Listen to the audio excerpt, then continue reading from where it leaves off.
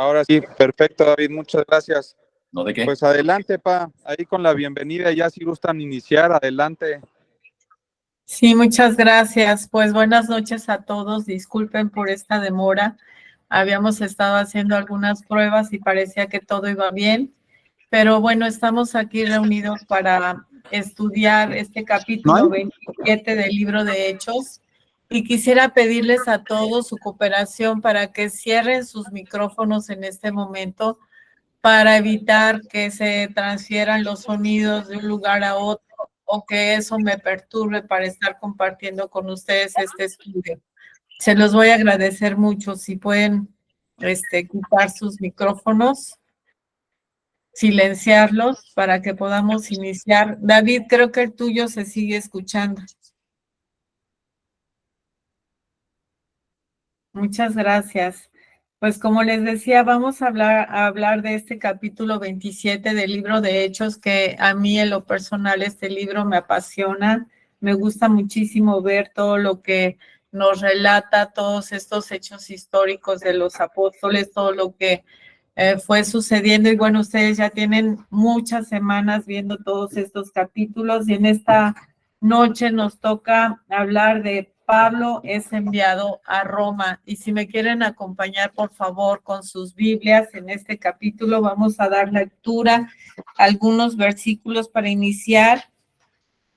Y quiero que ustedes en casa vayan marcando cada vez que se hable de tempestad, cada vez que se hable de viento, cada vez que se hable de que les estaba acosando una tempestad, que estaban combatidos o combatiendo una tempestad o los vientos eran contrarios, todas esas palabras claves que vamos a ver durante este capítulo, los vayan ustedes subrayando, por favor.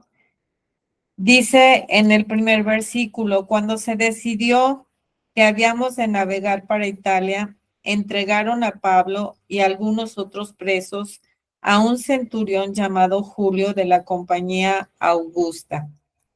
Y embarcándonos en una nave adramitena que iba a tocar los puertos de Asia, zarpamos estando con nosotros Aristarco, macedonio de Tesalónica.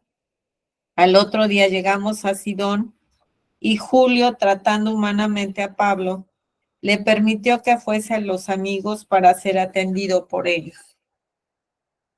Y haciéndonos a la vela desde allí, navegamos a Sotavento de Chipre porque los vientos eran contrarios.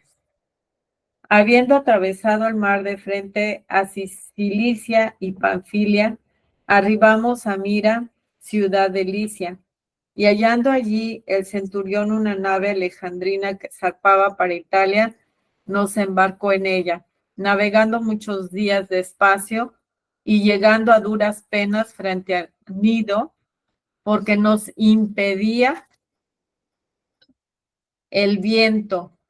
Navegamos a Sotavento de Creta frente a Salmón y costeándola con dificultad, llegamos a un lugar que llaman Buenos Puertos, cerca del cual estaba la ciudad de Lasea. Y habiendo pasado mucho tiempo y siendo ya peligrosa la navegación por haber pasado ya el ayuno, Pablo les amonestaba diciéndoles: varones, veo que la navegación va a ser con perjuicio y mucha pérdida, no solo del cargamento y de la nave, sino también de nuestras personas. Pero el centurión daba más crédito al piloto y al patrón de la nave que a lo que Pablo decía. Y siendo incómodo el puerto para invernar, la mayoría acordó zarpar también de allí por si pudiesen arribar a Fenice, puerto de Creta, que mira al nordeste y sudeste, e invernar allí. Y soplando una brisa del sur, pareciéndoles que ya tenían lo que deseaban, levaron anclas e iban costeando Creta, pero no mucho después dio contra la nave un viento huracanado llamado Euroclidón, y siendo arrebatada la nave y no pudiendo poner proa al viento, nos abandonamos a él y nos dejamos llevar. Y habiendo corrido a Sotavento, de una pequeña isla llamada Clauda. Con dificultad pudimos recoger el esquife y una vez subido a bordo usaron de refuerzos para ceñir la nave y teniendo temor de dar en la sirte, arrearon las velas y quedaron a la deriva. Pero siendo combativos por una furiosa tempestad, al siguiente día empezaron a alijar y al tercer día con nuestras propias manos arrojamos los aparejos de la nave. Y no apareciendo ni sol ni estrellas por muchos días, y acosados por una tempestad no pequeña, ya habíamos perdido toda esperanza de salvarse. Entonces Pablo, como hacía ya mucho que no comíamos puesto en pie, en medio de ellos dijo: habría sido, por cierto, conveniente, oh varones, haberme oído y no zarpar de Creta tan solo para recibir este perjuicio y pérdida. Pero ahora os exhorto a tener buen ánimo, pues no habrá ninguna pérdida de vida entre vosotros, sino solamente de la nave. Porque esta noche ha estado conmigo el ángel del Dios de quien soy y a quien sirvo, diciendo: Pablo, no temas. Es necesario que comparezcas ante César y aquí Dios te ha concedido todos los que navegan contigo. Por tanto, oh varones, tened buen ánimo, porque yo confío en Dios que será así como se me ha dicho. Con todo, es necesario que demos en alguna isla. Venida la 14ª noche y siendo llevados a través del mar Adriático a la medianoche, los marineros sospecharon que estaban cerca de tierra y echando la sonda hallaron 20 brazas y pasando un poco más adelante, volviendo a echar la sonda, hallaron 15 brazos, etcétera, etcétera. Ya no voy a leer la última parte, ustedes la pueden leer. Habla acerca del naufragio, de cómo fue, de la violencia que ellos tuvieron que estar enfrentando en el mar, de esta grande tempestad. Y pues esta noche, hermanos, vamos a hacer una oración para iniciar ya con el tema. Voy a dar algunos datos históricos, después voy a hacer una aplicación práctica de este estudio con relación a nuestra vida en Cristo y voy a terminar con una conclusión. Entonces, pues les voy a pedir su paciencia porque para los datos históricos sí voy a tener que dar algunas lecturas, puesto que son muchos datos como para que yo me los pudiera memorizar. Y los voy a compartir con ustedes meramente para que ustedes conozcan también todo este contexto histórico y después vamos ya a entrar a la parte práctica. Así es que acompáñenme a orar. Padre, te damos gracias porque desde la comodidad de nuestros hogares podemos estar reunidos todos nosotros, estando expuestos a tu palabra, estando expuestos a tu Espíritu Santo, a quien pedimos que nos conceda hoy tener la revelación apropiada de este pasaje, que nosotros podamos entender y que tú puedas hablar a nuestro espíritu, a nuestra mente, que nos puedas alimentar y edificar a través de todo lo que tú nos quieras enseñar en esta noche. Te pedimos que toda perturbación en nuestro hogar, en nuestras personas, todo pensamiento que pueda apartar nuestra mente de la dirección que tú nos quieras dar, pues no sea posible que se logre, que nosotros podamos tener abiertos nuestros oídos, abiertos los ojos de nuestro entendimiento y que podamos ser capaces de discernir lo que tú nos quieres enseñar en esta noche. Te damos gracias en el nombre de Jesús. Amén. Pues aquí vemos que el capítulo nos lleva a la travesía de Cesarea a Creta y nos va a ir dando puntualmente algunos hechos históricos con relación a cómo eran esas naves, qué mares estaban ellos navegando y qué fue lo que ellos tuvieron que enfrentar en esta navegación. Entonces,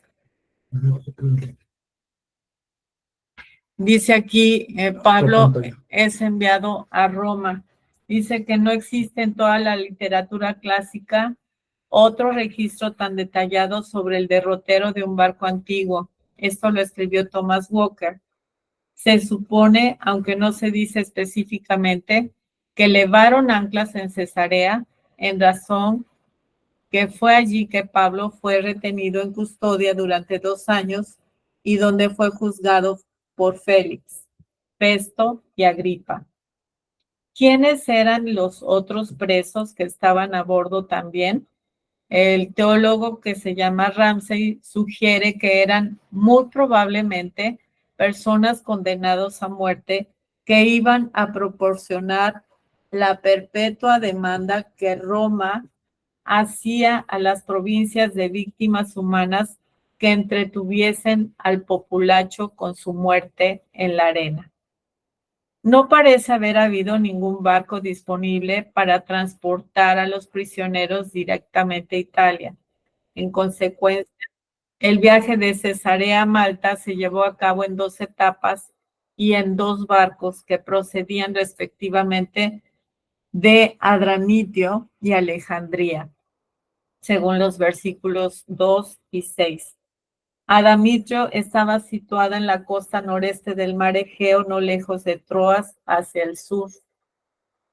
Este barco seguramente habrá sido una embarcación costera que volvía a su puerto de origen. El barco de Adramitio era conocido por su robustez y capacidad para la navegación en aguas difíciles. Su diseño único lo hacía ideal para travesías de larga distancia. Este barco seguramente ya.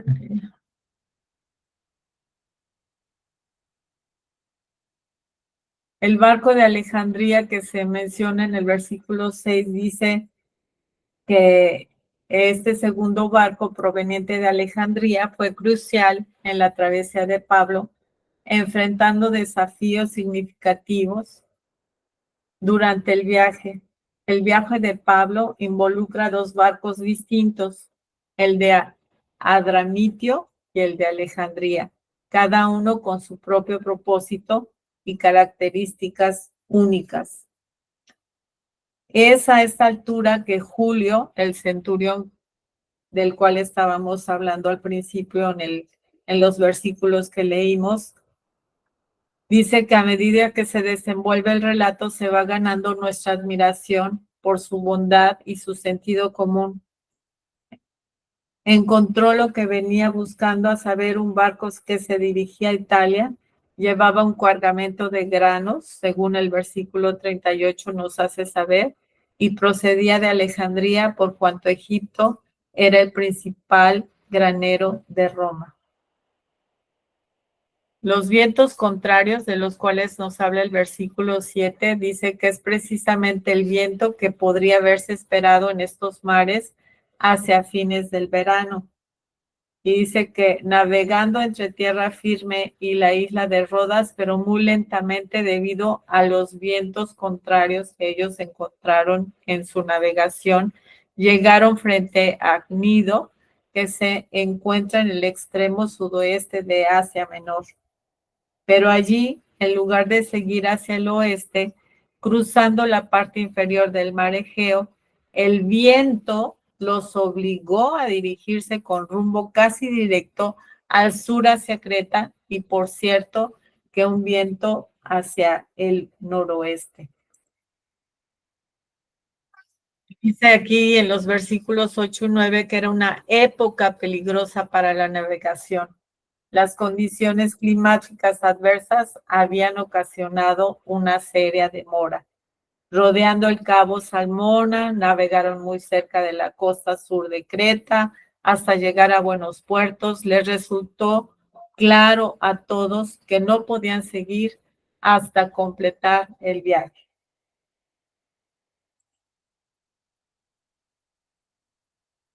Hasta completar el viaje a Italia, tendrían que invernar en alguna parte.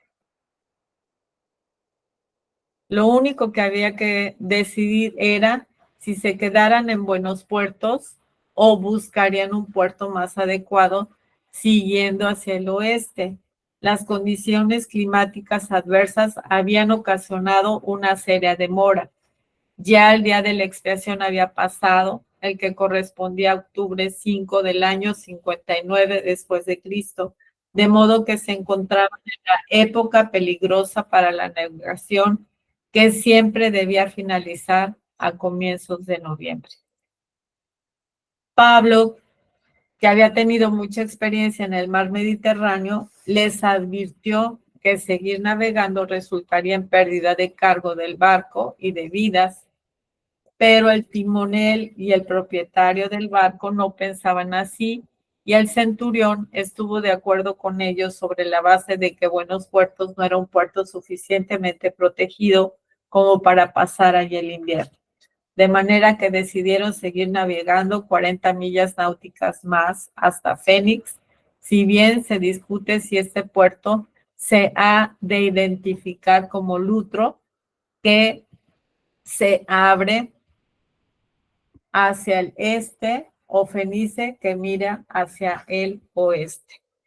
Y bueno, pues todos estos datos históricos nos permiten a nosotros tener un poquito más de la idea de lo que estos navegantes estaban enfrentando en esta tormenta, en el mar, lo que tuvieron que esperar, porque tuvieron que tomar otro barco, quiénes eran las personas que se oponían a que permanecieran en el invierno en esa isla, y como Pablo les advierte que va a haber grandes daños, pero no le hacen caso y siguen en la navegación.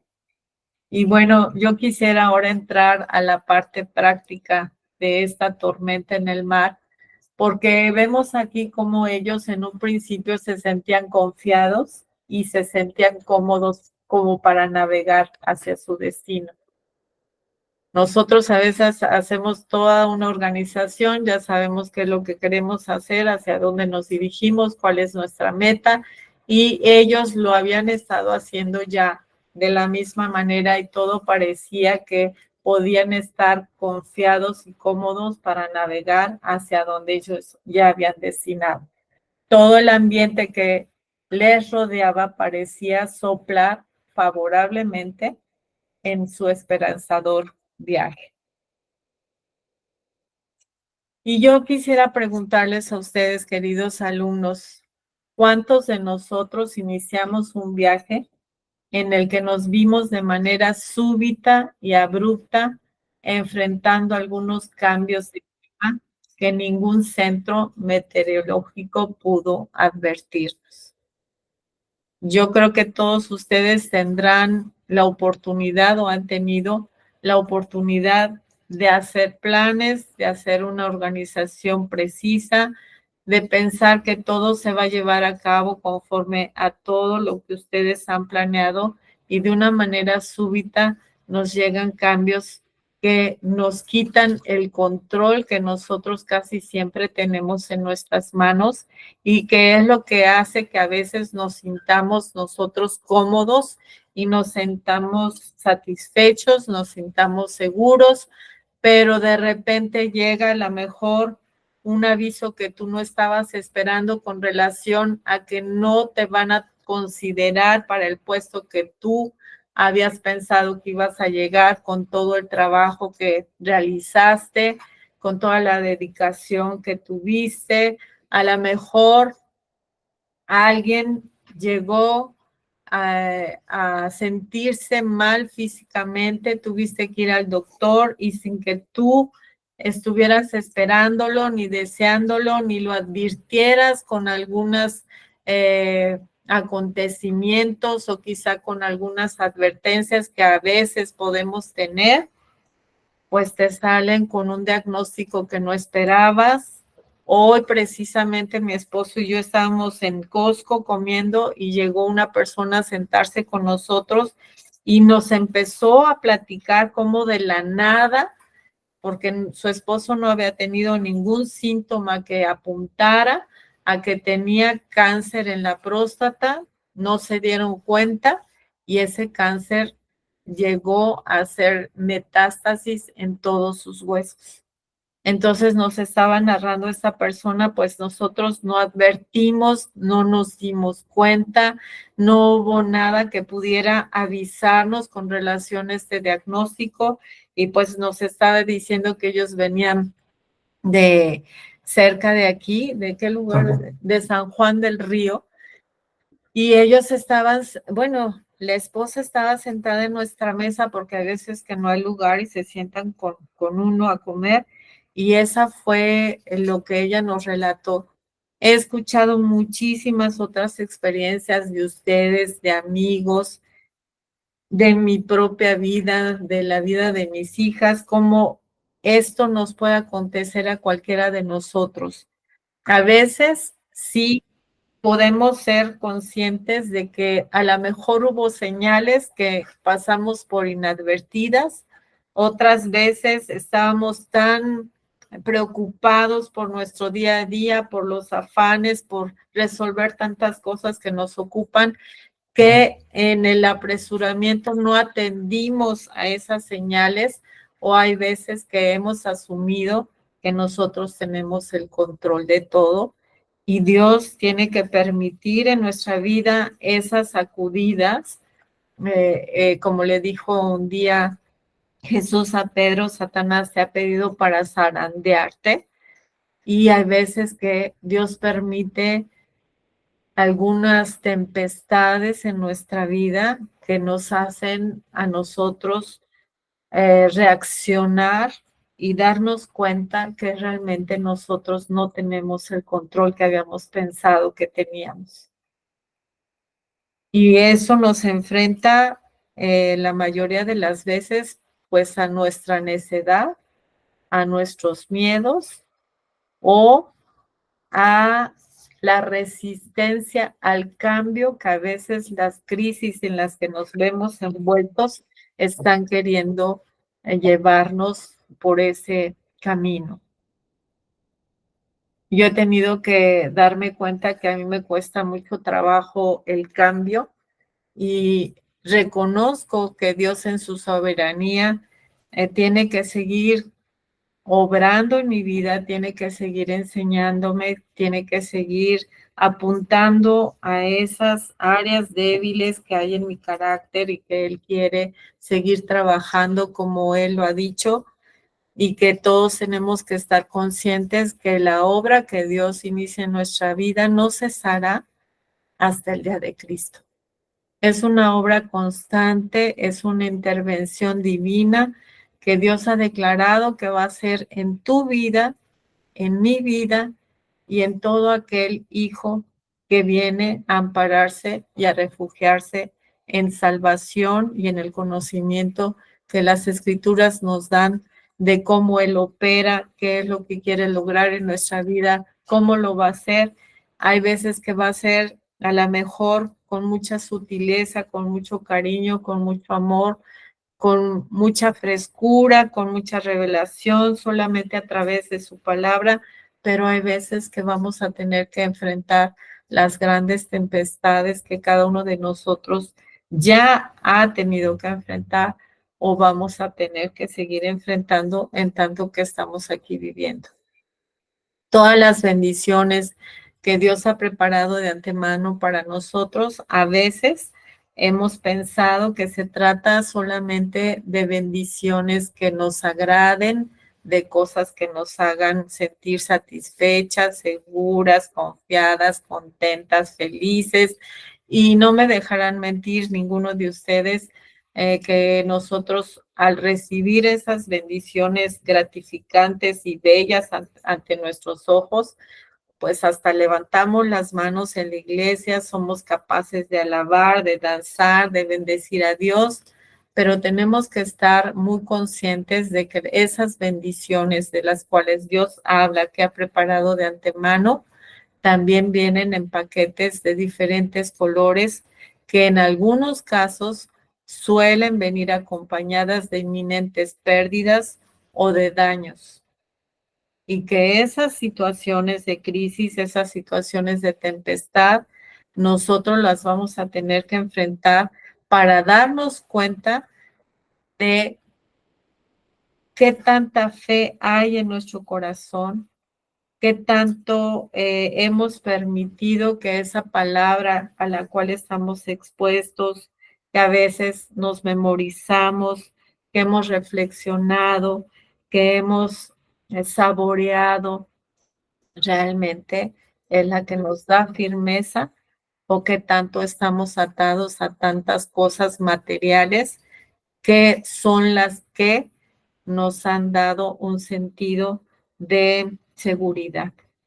Entonces, Dios permite todo esto precisamente para que nosotros conozcamos nuestro corazón, conozcamos nuestras debilidades, para que en esos momentos de crisis se refleje lo que hay verdaderamente en nuestro corazón y cómo es que nosotros las vamos a enfrentar, porque muchas veces no es tanto lo que perdamos materialmente, sino las pérdidas más importantes, como el perder nuestra paz o el llegar a perder la confianza en Dios. A mí me llamó mucho la atención antes de pasar esta filmina, que esta persona con la cual hablamos en esta tarde, mi esposo y yo, me decía que cuando les dieron el diagnóstico de su esposo, dice, yo ya no peleé con Dios, hasta parecía una persona cristiana ya de años. Me llamó mucho la atención cómo ella estaba dándonos a conocer, cómo ella estaba transitando por esta situación tan difícil y nos decía, yo ya no voy a pelear con Dios. Yo le dije, mi esposo no me pertenece. Tú me lo diste, yo agradezco todos los años que me has permitido vivir con él. Ya eran personas de la tercera edad los dos, pero yo lo pongo en tus manos y tú sabrás qué es lo mejor. Dice, yo cuando fue la pandemia, tuve un hijo hospitalizado, se vio muy grave. Dice, yo no paré de llorar. Lloraba y lloraba y lloraba y lloraba y lloraba y gritaba. No podía vivir con la ansiedad, con la tristeza, pensando que ya no iba a ver a mi hijo. Hasta que un día dije, mi hijo no es mío, mi hijo es tuyo y lo pongo en tus manos y tú sabrás lo que haces con él. Entonces, muchas veces nosotros pensamos que tenemos el control de nuestra vida, como les decía, pensamos que nuestros seres queridos son nuestros, que nuestro ministerio es nuestro, que nuestra vida es nuestra, pero a mí Dios también me ha confrontado a muchos cambios intempestivos y me ha confrontado esa realidad, porque yo en un momento le dije, pues ya me quitaste esto, ya me quitaste esto otro, ya me quitaste. Y Dios me dijo, yo no te quité nada, porque nada de eso era tuyo.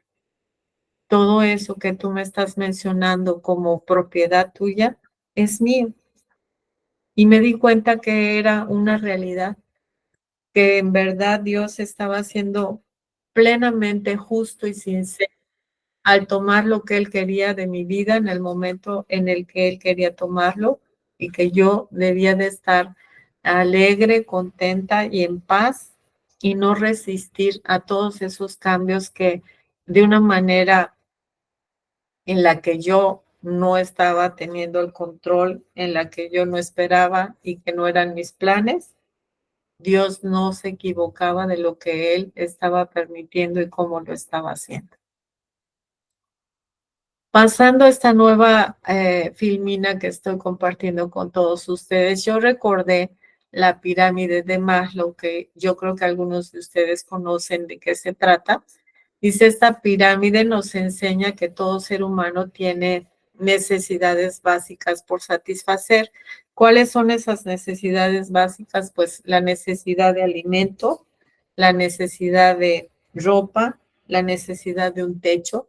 Y al tener nosotras satisfechas todas estas necesidades básicas, nos sentimos seguros.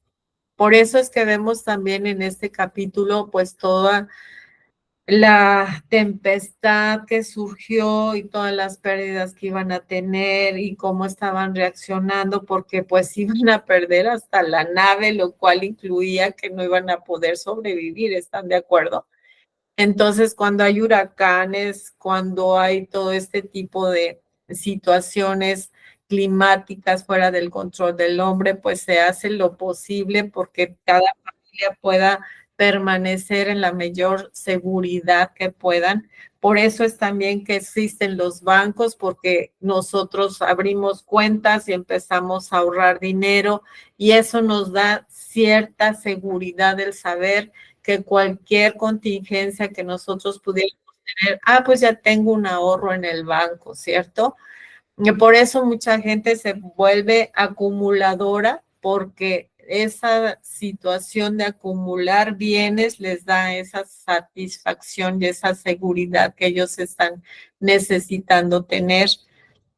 Y también junto con esta necesidad de seguridad, hay otra necesidad que se le llama la seguridad de tener significado. Como seres humanos, nosotros tenemos la necesidad de sentirnos amados, de sentir que tenemos valor propio. Y al ver estas necesidades suplidas, entonces los seres humanos que se sienten confortables con estas necesidades cubiertas entran en un sentido de realización. Ahora nosotros como creyentes, toda esta identidad, podemos tener bienes, podemos tener a lo mejor una cuenta, pero ¿qué tal que surge un imprevisto, una cirugía, un gasto que no habías contemplado, se acaban los ahorros, de repente te quedas sin trabajo, a lo mejor no puedes pagar la renta que estabas pagando, tienes que irte a un lugar más pequeño? Todo eso a veces nos friquea y nos saca de nuestra seguridad. Entonces Dios nos confronta a ver quién es realmente nuestra seguridad, porque nosotros podemos perder todo eso, pero podemos tener la certeza en Cristo de que si le tenemos a Él, podríamos empezar de cero y empezar a tener todo. El apóstol Pablo no solamente sufrió este naufragio, sufrió pérdidas muy significativas en su vida. Por su ministerio fue rechazado, por su ministerio fue amenazado de muerte, fue y recibió azotes. Bueno, dice que él tenía señales de su apostolado, pero ese apostolado nada tenía que ver con prestigio, fama, acumulación de bienes. Al contrario, dice que él con su pobreza estaba enriqueciendo a muchos. Entonces, Dios nos permite pérdidas en nuestros ámbitos de seguridad para que nosotros nos podamos dar cuenta de qué tanta fe tenemos en Dios, de qué tanto confiamos en Él, de que nosotros nos podamos calificar a nosotros mismos en qué nivel de fe estamos nosotros parados. Porque el vivir en fe pues es progresivo nuestro crecimiento, progresivo el conocimiento que cada uno de nosotros estamos teniendo acerca de Dios, acerca de su palabra y qué tanta convicción está creando todo ese conocimiento en nuestra vida. Entonces yo quisiera, familia de Liti, comunidad de Liti, que ustedes ahorita se tomen un momentito para reflexionar y pensar qué tempestades o qué aires o vientos contrarios estoy yo enfrentando en este momento. Si ya las estás detectando, las recuerdas, las estás viviendo, quiero que te preguntes, ¿mis creencias son realmente convicciones? Porque yo miro al apóstol Pablo diciendo, estando persuadido de esto. Pablo siempre hablaba de que él estaba convencido. Y nosotros tenemos que lograr ese convencimiento en nuestras vidas de las verdades que nosotros estamos admitiendo en nuestra vida como nuestra guía, como nuestro manual de vida, como nuestra fuente de fe y de gracia, como nuestra fuente de conocimiento. Número 2, yo quiero que te preguntes, ¿estoy realmente persuadido o persuadida de que aunque estoy sintiendo dolor en este momento, quizá por las pérdidas, finalmente esta mujer no perdió a su hijo durante la pandemia? No sé cuántos de ustedes, hermanos, y los digo con todo respeto porque no quiero causarles dolor nuevamente, pero yo sé que muchos de la familia de Liti perdieron a muchos miembros. Yo sé de una hermana en Cristo que estudió en el ITI y que conoce a su esposo, que perdió a su esposo y perdió a su hijo durante la pandemia. Y esas son situaciones y pérdidas muy, muy, muy graves. Y recuerdo cómo Noemí dice la historia que ella perdió a su esposo y perdió a sus dos hijos y ella empezó a pensar, porque el Dios Todopoderoso está contra mí, ya no me llamen placentera, ahora llámenme amargada. Entonces, hay situaciones que Dios permite en nuestras vidas, como hemos estado platicando esta noche, por todos estos propósitos en lo que Él quiere hacer en nuestra fe, en nuestro corazón, en nuestro carácter, en nuestra mente, en nuestras creencias, hasta formar las convicciones que realmente nos afirmen. O estamos yendo al lado contrario de permanecer en el dolor, de permitir que eso nos lleve a, ahorita vamos a seguir viendo, a dudar de Dios y cómo esa duda acerca de la bondad de Dios nos puede conllevar también a no creer en su palabra. Entonces, aunque vemos todo esto a lo mejor de una manera superficial, yo quiero que ustedes vean cómo es algo tan importante y tan profundo porque tiene que ver con muchos aspectos de nuestra vida cristiana, de nuestra relación con Dios y de nuestra fe. Y como dice el Señor, cuando Él venga, ¿hallará fe en la tierra?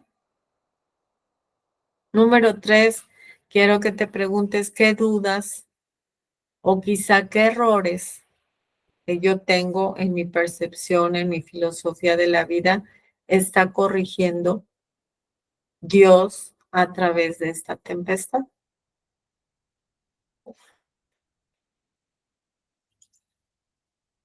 En 1 Pedro 5:10 dice, más el Dios de toda gracia, que nos llamó a su gloria eterna en Jesucristo, después, fíjense cómo dice, después que hayáis padecido un poco de tiempo, y miren todo lo que Él quiere lograr a través de todas estas tempestades y de todos estos padecimientos. Dice, Él mismo os perfeccione, Él mismo os afirme y Él mismo os establezca. En la Biblia hay innumerables citas, versículos que tú y yo podemos estar leyendo diariamente, pero para que se logren estos tres aspectos tan importantes y tan profundos, no podemos pensar que se van a dar de la noche a la mañana. Yo les puedo decir que yo tengo pues más de 40 años de conocer a Cristo como mi Salvador, de estar sirviendo a Dios, de estar conectada a la palabra de Dios, de conocer un poquito más cada vez, pero todo este perfeccionamiento y esta afirmación y establecimiento del cual habla este versículo de 1 Pedro 5:10 ha sido un proceso en mi vida del diario vivir, como lo va a hacer también en cada uno de ustedes. Y yo quiero que veamos el griego de cada una de estas palabras y qué es lo que significa para que podamos tener pues un entendimiento todavía más claro dice que después que hayáis padecido un poco de tiempo, Él mismo os perfeccione. Perfeccione viene del griego catartizo y dice que quiere decir completar totalmente. Es decir, nos haga aptos, nos prepare, nos una, nos restaure y nos remedie. Imagínate, Él mismo nos perfeccione para que haga toda esta obra en nuestra vida de restauración, porque veníamos realmente sin preparación alguna o con una preparación muy endeble a comparación de lo que Dios puede hacer a través de esta nueva vida en Cristo y esta nueva vida que Él nos ha otorgado a través de nuestro nuevo nacimiento y pues nos tiene que remediar, nos tiene que restaurar y cuando Dios nos restaura no nos deja en el diseño original, sino que lo hace de una manera perfeccionada. Dice que Él mismo nos afirme, viene de esterizo, volvernos resueltamente a una dirección, solidificarnos, afirmar nuestros corazones y nuestros pies.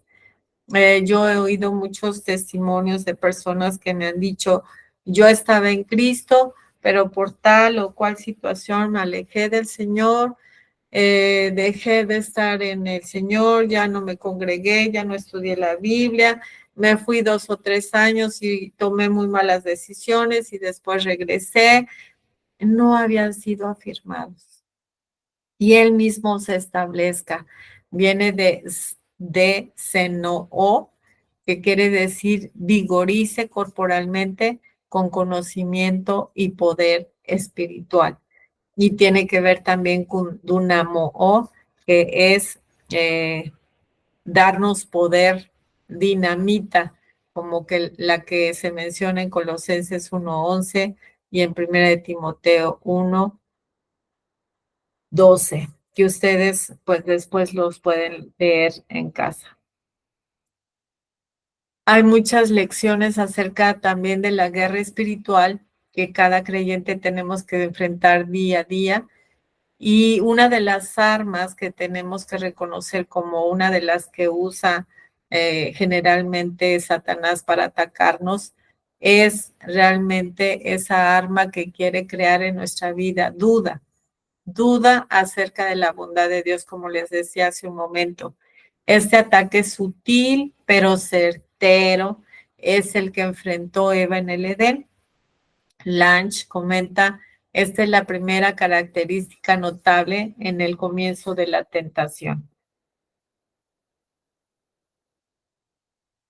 La tendencia a producir duda dice que no viene sola, sino que apuntará a despertar desconfianza en nuestra vida. O sea, si ustedes empiezan a dudar, prepárense porque la duda va a venir acompañada con despertar en nuestra vida desconfianza si no lo paramos a tiempo.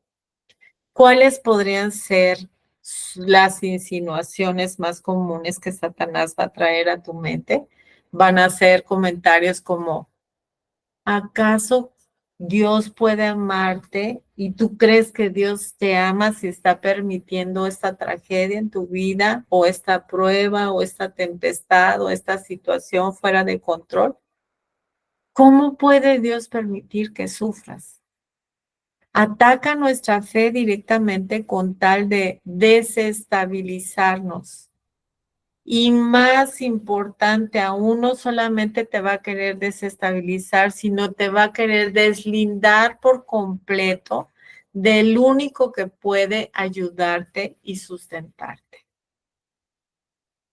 Destruye o daña nuestra confianza en la bondad de Dios y va a estar señalando aparentes inconsecuencias en su forma de tratar.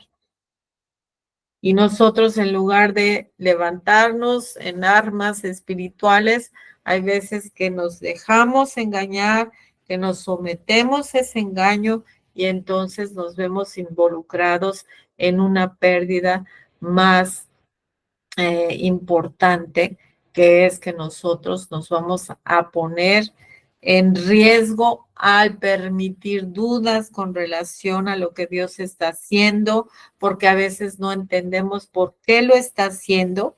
Pero a mí de verdad me asombró la actitud de esta señora que dijo, yo creo que Dios no se equivoca. Si Dios es soberano, si Dios es omnisciente, tengamos la conciencia de nosotros saber que por más magníficos y prudentes y buenos planes que nosotros pudiéramos tener, los que Dios tiene con relación a nuestra vida, con relación a tu ministerio, con relación a tu casa, con relación a tus bienes, son muchísimo mejores que los que nosotros podríamos tener. Aunque aparentemente de momento perdiéramos todo, Dios no se equivoca en todo lo que Él va a poder trabajar en nuestro espíritu, en nuestra vida, en nuestra alma, en nuestra fe. Y si realmente nosotros nos dejamos tomar por Dios y dejamos que Él haga esa obra importante en nuestra vida, todas esas carencias y esas pérdidas no van a tener el significado y el valor que nosotros les pudiéramos estar dando al lado de toda la riqueza de lo que Dios está consiguiendo en nuestra vida. Debemos aprender a silenciar a Satanás, rechazando sus acusaciones contra nuestro Dios. Cuando Satanás advirtió que había debilitado la fe de Eva, ¿saben qué hizo? Dio el siguiente paso y negó abiertamente la palabra de Dios. Y le dijo Satanás a Eva, no morirás. ¿Se acuerdan de Génesis 3? No morirás. Calvino comenta, ahora Satanás da un salto más atrevido, lo acusa de falsedad. O sea, no conforme con decir Dios no es benigno, Él no te ama, duda de su amor, aquí ya te está enfrascando en algo peor porque te va a decir Dios es un mentiroso. Una vez que hemos sido engañados por el enemigo para que dudemos de la bondad de Dios, automáticamente tendremos dudas acerca de su palabra. ¿Cómo vamos a resistir estos ataques? El apóstol Pablo nos da la respuesta en 2 de Corintios 10, del 3 al 5, que les quiero leer rápidamente. O si ustedes lo quieren buscar en sus Biblias, es 2 de Corintios 10, del 3 al 5. Dice, pues aunque andamos en la carne, no militamos según la carne, porque las armas de nuestra milicia no son carnales, sino poderosas en Dios para la destrucción de fortalezas, derribando argumentos y toda altivez que se levanta contra el conocimiento de Dios y llevando cautivo todo pensamiento a la obediencia a Cristo. Y estando prontos para castigar toda desobediencia cuando vuestra obediencia sea perfecta. Tenemos que llegar a ser capaces, dice aquí, de usar nuestras armas espirituales, no las carnales, porque pues muchas veces usamos más las carnales que las espirituales, a derribar todo argumento y toda altivez que se levantan contra el conocimiento de Dios y a llevar cautivo todo pensamiento a la obediencia a Cristo. El dominio de nuestra mente y llenar nuestra mente de la palabra, de sus promesas, de su verdad, la renovación de nuestro entendimiento, todo esto es un proceso impresionante que tú y yo debemos de permitir que Dios opere en nuestras vidas a través de estar diario escudriñando las escrituras y permitirle que Él saque todo engaño y nosotros podamos someter nuestra mente a la verdad, porque la verdad es la que va a traer verdadera libertad a nuestra vida. Es un aprendizaje, es un entrenamiento. No lo vamos a lograr de la noche a la mañana. Es un entrenamiento en el que cada uno de nosotros vamos a tener que estar, así como vas al gym para desarrollar músculo, para tener mayor flexibilidad, movilidad, mayor capacidad en todos los aspectos de tu vida, mayor salud, también espiritualmente. Hay algunas pautas y claves que nosotros debemos de considerar importantísimas en nuestra vida, no solamente disipularnos, que es muy importante, no solamente orar, que es otra herramienta importante, sino también perseverar en la palabra, meditar en ella, memorizarla, resistir al diablo, usar las armas de nuestra milicia, usar toda esa armadura que nosotros hemos recibido de parte de Dios, que ustedes conocen ya, porque está en Efesios 6, ¿verdad? En Efesios 6, ustedes las van a poder repasar todas estas armas espirituales poderosas que Dios nos ha dejado para que nosotros las podemos usar y ser entrenados. Dice que es un entrenamiento en el que Dios nos va a dar la destreza para usar cada una de esas armas. Vamos a entrar ya al tiempo de la conclusión de este estudio.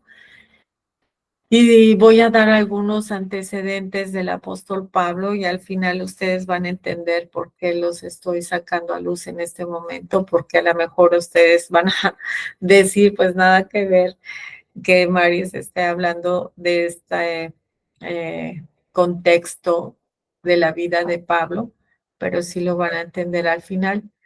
Dice que el apóstol Pablo fue llamado con una encomienda específica y clara por parte del Señor.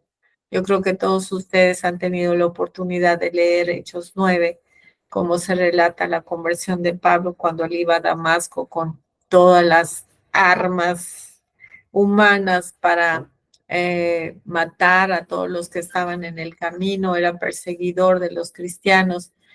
Pero dice aquí que junto con ese llamado que él recibió yendo a Damasco, esa aparición que él tuvo cuando Dios le dijo, Pablo, Pablo, ¿por qué me persigues? Dura cosa te es dar cosas contra el aguijón y él cae, según el relato del caballo. Y de momento hay una conversión total, una transformación en el entendimiento de Pablo, un impacto tan grande a través de esa revelación que él recibió, que emite una frase que a mí me conmueve muchísimo porque le dice, Señor, ¿qué quieres que yo haga? Y yo cuando leí esa frase dije, lo que a mí me ha llevado años decirle al Señor, ¿qué quieres que yo haga? Pablo en un momento es capaz de decirle al Señor, ¿qué quieres que yo haga, Señor? Dice que el relato que ustedes conocen, que Pablo se queda sin vista y luego recibe a Ananías dirección de Dios y le dice, ve a tal lugar y vas a encontrar a un llamado Saulo de Tarso que perdió la vista y vas a orar por él, etcétera. Y le dice, ve, porque instrumento escogido me es este para llevar mi nombre delante de los gentiles y de reyes y de los hijos de Israel, en Hechos 9:15. Y junto con este llamado también recibió una advertencia, porque dijo, yo le he de mostrar cuánto ha de padecer por causa de este llamado, porque yo le mostraré cuánto le es necesario padecer por mi nombre. Esto es algo también que quería comentar con ustedes porque yo me he dado cuenta cómo nosotros como creyentes y en la iglesia, como que todos nos animamos a que, la bendición de Dios, tú te la mereces, tú te la vas a llevar, es todo felicidad, todo va a estar espléndido, todo te va a salir muy bien. Pero ¿saben qué? Cuando Dios permite esta escasez, esta situación, entonces nosotros pensamos que Dios no nos está bendiciendo. Estamos malentendiendo porque realmente, como hemos visto a través de toda esta noche, lo que hemos comentado, Dios está logrando cosas muy importantes en nuestra fe, en nuestro corazón, en disipar dudas, en estar trabajando en nuestra vida a lo que vimos hace rato, porque es necesario que nos establezca y dice que nos perfeccione. Pero no obstante todo esto que le fue advertido a Pablo, tiene sus 5 sentidos, se iba a decir, vas a tener un ministerio glorioso, pero ¿qué crees, Pablo? También vas a tener muchos padecimientos. ¿Y cuántos de nosotros diríamos, yo sí quiero la gloria de ese ministerio, la gloria de ser apóstol, la gloria de levantar iglesias, pero no quiero los padecimientos? Pero Pablo nos habla incesantemente en diferentes eh, eh, pasajes de la Biblia de que tendremos también nosotros que padecer. Y aunque le fue advertido a Pablo, dice que él abrazó el llamado, la investidura y las armas militantes que lo llevarían a la gloria y lo llevarían también al martirio, que este llamado estaba conllevando. Pablo, en el griego Paulus, pequeño, llamado también Saulo en hebreo, que quiere decir pedido, probablemente llevaría ambos nombres desde su niñez, pero comenzó a usar el nombre greco-romano al iniciar su ministerio entre los gentiles. Su conversión al Evangelio fue una prueba contundente de la veracidad del mensaje cristiano. Como autor se le atribuyen 13 epístolas.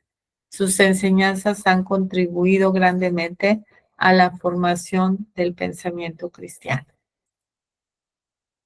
Vi de trasfondo, no se impacienten, ya estamos por terminar. Dice que fue producto de la civilización grecorromana y del judaísmo de sus padres. Nació en la ciudad romana de Tarso, capital de Cilicia. Identifica a su familia como residentes de una colonia judía permanente de Tarso.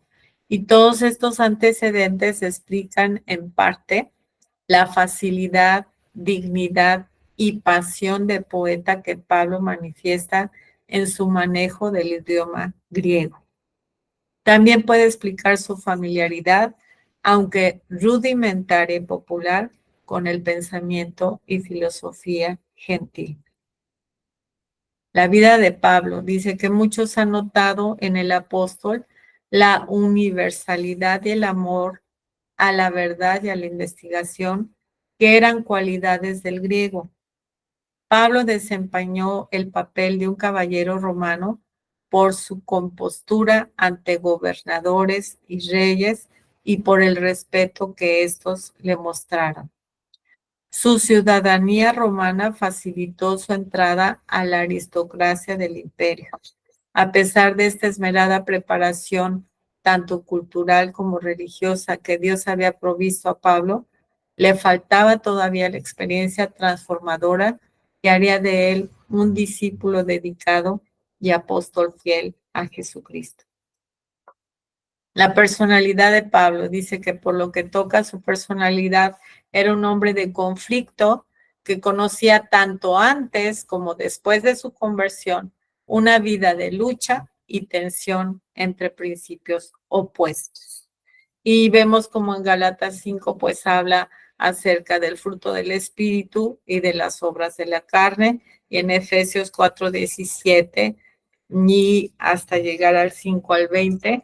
Vamos a leer algunos versículos, no todos, porque es algo, son muchos versículos. Dice Efesios 4:17. Habla de la nueva vida en Cristo y dice, esto pues digo y requiero en el Señor, que ya no andéis como los otros gentiles que andan en la vanidad de su mente, teniendo el entendimiento entenebrecido, ajenos de la vida de Dios por la ignorancia que en ellos hay y por la dureza de su corazón, los cuales después que perdieron toda sensibilidad, se entregaron a la lascivia para cometer con avidez toda clase de impureza. Mas vosotros no habéis aprendido así a Cristo.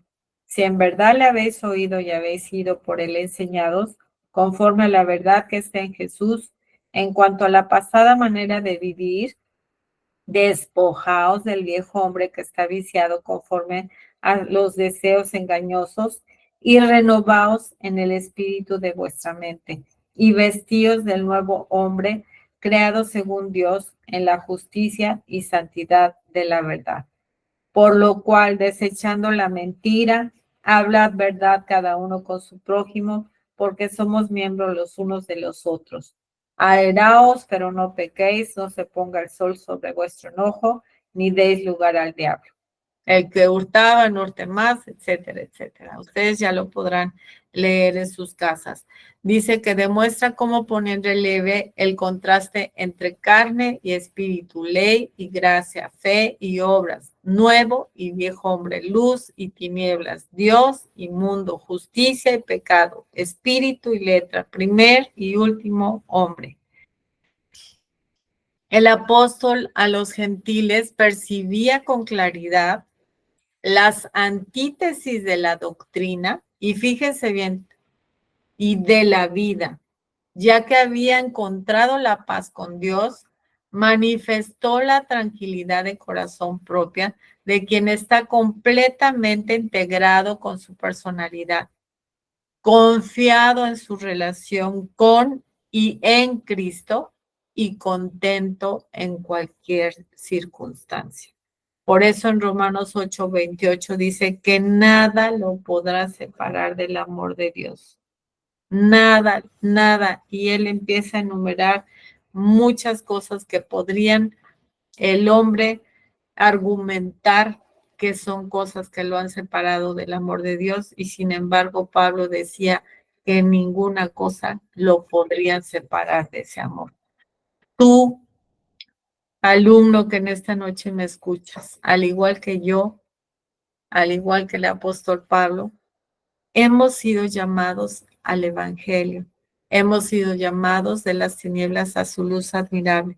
Hemos sido llamados a llevar a cabo la gran comisión. Hemos sido llamados a ser luz y sal de la tierra, a la intimidad con Él, a ser pescadores de hombres. Hemos recibido todos estos llamados y al igual que el apóstol, tendremos que enfrentar la antítesis del ministerio y de la vida. Que no se nos olvide, no podemos caminar en la felicidad eterna, ni tampoco vamos a caminar en la tristeza eterna. No podemos establecernos en toda la comodidad que nosotros pudiéramos o ambicionáramos tener en nuestra vida diaria, en nuestra vida ministerial, en la vida de matrimonio, en la vida con nuestros hijos. Siempre vamos a tener que estar en situaciones adversas que nos van a poder tener la enseñanza y el aprendizaje que todos esos colores grises van a traer a nuestra vida. Tendremos que aprender que Él es suficiente y que sostenidos de su suficiencia, nada podrá derrotarnos, nada podrá hacernos vacilar. Podremos ser aún hombres y mujeres que podamos depender de Él y sus promesas y caminar en victoria y en fe todos los días de nuestra vida. Si tú, querido alumno o alumna, estás ahorita enfrentando diferentes pruebas, diferentes adversidades, diferentes vientos que a lo mejor tú los has catalogado como contrarios, pues yo les invito en esta noche a través de todas estas enseñanzas que hemos podido compartir durante este tiempo, a que afirmes tu fe en Él, a que disipes todas las dudas que haya en tu fe, porque es necesario que esas dudas salgan, todo eso sucio que todavía tiene que ser tratado a través del fuego de la prueba que Dios nos somete en algunas ocasiones, precisamente para que nuestra fe sea cada vez más sólida, que nos pueda afirmar, que nos pueda sostener y que nosotros podamos decir como Pablo entendió cuando le pidió a Dios que lo sanara y le dijo, Dios, no te voy a sanar. Imagínense, alguien como Pablo pudiera haber desertado y pudiera haber dicho, yo he sido tu instrumento y me has usado para sanar a tantos y ahorita que yo te estoy pidiendo que me sanes, tú me lo niegas, Señor. Pero Dios le enseñó una grande enseñanza, le dijo, en medio de esta vulnerabilidad, en medio de esta enfermedad, quiero que tú aprendas lo que te voy a decir. Bástate mi gracia, porque mi poder se perfecciona en tu debilidad. Y cuando Dios le dio esa revelación a Pablo, me imagino el asombro total de Pablo al cómo Dios le estaba abriendo el entendimiento en ese momento y dijo, entonces cuando soy débil, soy fuerte, entonces me gloriaré en mis debilidades, porque tú me vas a empoderar cuando yo me vea débil. Es precisamente en esa debilidad, es precisamente en esos momentos de tristeza, en esos momentos de crisis, en esos momentos de vulnerabilidad, en esos momentos en los que está asaltando realmente las dudas o las falsas percepciones que tú has tenido de Dios a través de las pruebas que Él o las tempestades o los vientos huracanados o los vientos que te están haciendo frente, en los que tú y yo vamos a poder ser corregidos a través del conocimiento de Dios, a través de su palabra y saber que su amor por nosotros nunca va a desaparecer bajo ninguna circunstancia de las que Dios enumera en su palabra. Vamos a terminar haciendo una oración. Y les doy gracias por este tiempo hermoso que hemos podido compartir juntos, esta enseñanza que Dios nos ha dejado en este capítulo 27. Espero que ustedes tengan tiempo, hermanos, no solamente de reunirse con el maestro que le toque cada 8 días compartir, sino que se hagan a la idea de reflexionar, de darse un tiempo, de sentarse, de meditar en lo que han estudiado, que no se conformen con que, ay, pues ya lo escuché, gracias, bye, adiós, que Dios les bendiga, nos vemos dentro de 8 días. Que esta palabra dejen que realmente penetre en su corazón y que haga lo que Dios ha destinado que haga en sus vidas. Te damos gracias, Padre, por este tiempo compartido. Yo te doy gracias porque tú has estado con nosotros, porque has dejado este registro de lo que el apóstol Pablo nos ha transferido a través de toda esta revelación que tú nos das a través de este pasaje, de cómo una historia que nosotros podemos leer se puede traducir en algo tan práctico en nuestra vida, porque sabemos que así como fuiste capaz de levantar a Pablo y de darle todas las instrucciones que él necesitaba, que tú le permitiste que se salvara la tripulación, finalmente él se levanta a dar ánimo, se levanta como un líder a impartir lo que tú le has dado en medio de una situación tan crítica, en medio de una situación de vida o muerte, en medio de una situación en la que cualquier ser humano podría tener argumentos como para decir, estaba cansado, estaba fastidiado, estaba perdiendo la cabeza, estaba enfrentando demasiada angustia, preocupación.